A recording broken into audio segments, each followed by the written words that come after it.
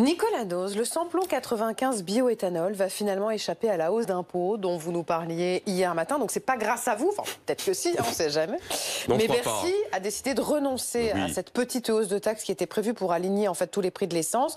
Bon, d'abord, bonne nouvelle pour les automobilistes. Bah oui, bonne nouvelle, mais de toute façon, on pouvait pas faire ce truc, c'était pas possible. Quand on a dit zéro impôt 10 fois depuis 6 mois, on va pas faire une toute petite hausse de taxe qui est ridicule en termes de conséquences fiscales et budgétaires, mais qui lamine complètement le message politique.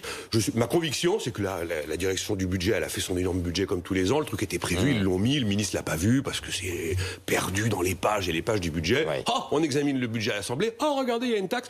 S'il fallait pas la faire, c'était une bourde, et donc la bourde est corrigée. Mais Nicolas, est-ce qu'il y a d'autres petites grenades découpillées dans le projet de budget? Bien sûr qu'il y en a. Vous avez vu ce que c'est que le Mikado fiscal français? On doit avoir 320 taxes. Il y a des trucs qui sont pluriannuels, prévus depuis longtemps. Alors là, par exemple, on voit que le malus auto, il augmente. Et c'est pas négligeable, hein, en fonction des émissions de CO2, pas en fonction du poids de la voiture. Après, il y a la fameuse écotaxe, vous en parliez hier, c'est RTL qui le révèle lundi, jusqu'à 3% sur les jouets en 2022.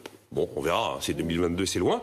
Il y a aussi une taxe sur la consommation qui va augmenter dans certaines villes. C'est à l'article 13 de la loi de finances, dans 7000 communes.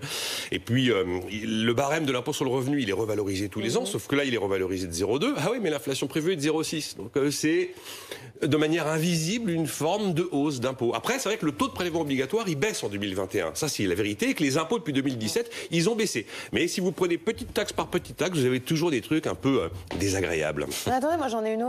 Ah bon? La redevance audiovisuelle, c'est quoi le projet de loi là? Ah bah alors là, on a une poignée de députés LREM, une quarantaine, qui déposent une proposition de loi, donc c'est pas le gouvernement, et ils veulent que la redevance télé qui est à 138 €, payée que par les gens qui ont une télé, soit payée par tout le monde, y compris les entreprises. Donc ça veut dire que là, tout le monde paierait, elle serait universelle, mais elle passerait à 100 €. Bon, on ne sait pas si ça passera, parce que finalement, ce serait une baisse d'impôt pour les gens qui ont une télé et qui payent la redevance, une hausse d'impôt pour les gens qui n'ont pas de télé et qui passent par Internet, une hausse d'impôt pour les entreprises. Ça, évidemment, il n'est pas évident que ça passe quand même, parce qu'on est quand même dans un discours du pas touche aux impôts, même si la recette à la fin serait la même, ça brouillerait encore le message.